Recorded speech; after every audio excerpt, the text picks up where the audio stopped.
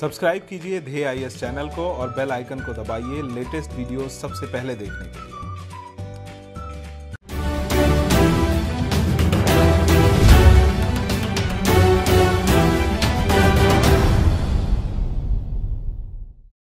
नमस्कार, इनफोकस कार्यक्रम में आप सभी का स्वागत है। इनफोकस कार्यक्रम में हमारा आज का विषय है बोको हराम। आइए सबसे पहले जान लेते हैं यह विषय सुर्खियों में क्यों है।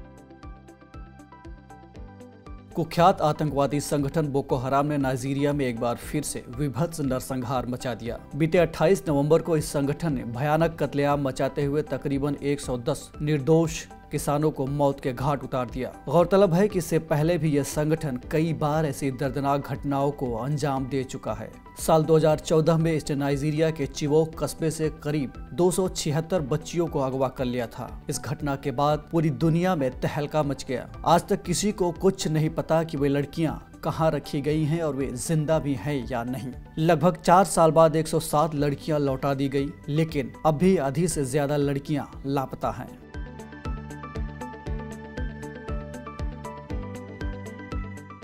आतंकवाद और इसके कारण।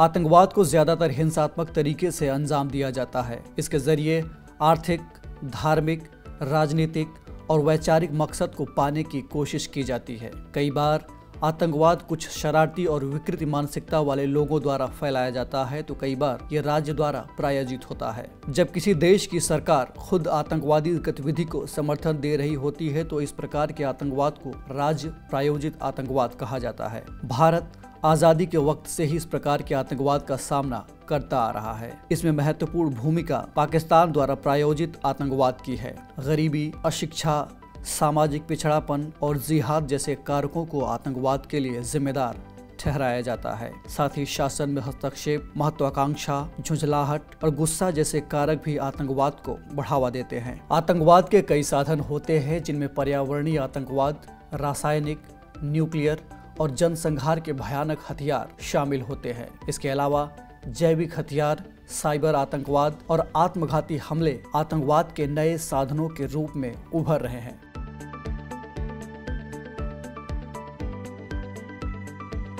क्या है बोको हराम?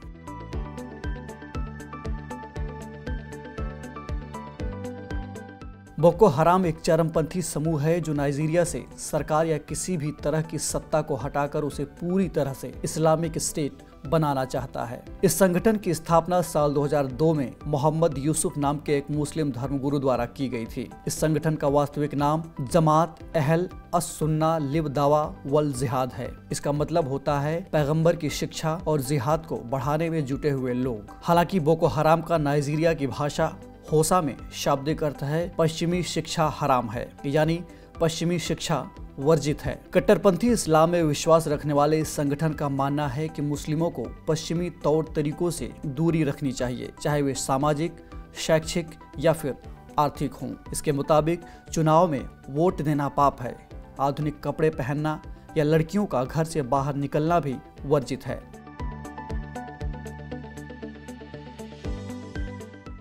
इनकी फंडिंग कैसे होती है?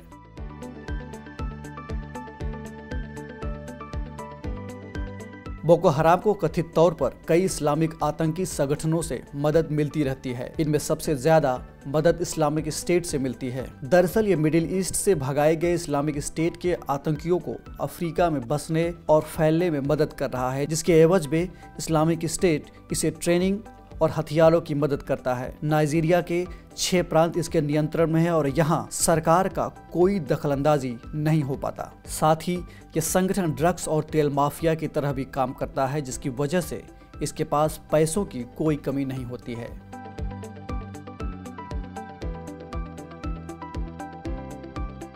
आतंकवाद और भारत।